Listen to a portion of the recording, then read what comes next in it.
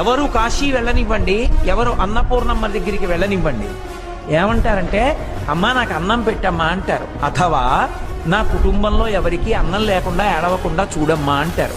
ఒక్క శంకరాచార్యులు వారు మాత్రం ఏమన్నారో తెలుసా? మాతాచ పార్వతీదేవి పితాదేవో మహేశ్వర బాంధవా శివభక్తాశ్చ స్వదేశో భువనత్రయం.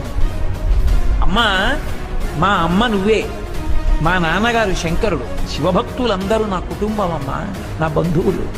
నా ఇల్లు ఈ మూడు లోకాలు. జ్ఞానవైరాగ్యములు పొందడానికి ఈ శరీరంలో ఉండడానికి కావలసిన అన్నమి. అంటే ఇప్పుడు శంకరాచార్యులు వారు ఎవరికి అన్నం పెట్టమని అడిగారు? మనందరికీ అన్నం పెట్టమని అడిగారు తప్ప నాకు పెట్టమని అడగని వ్యక్తి శంకరులు ఒక్కరు.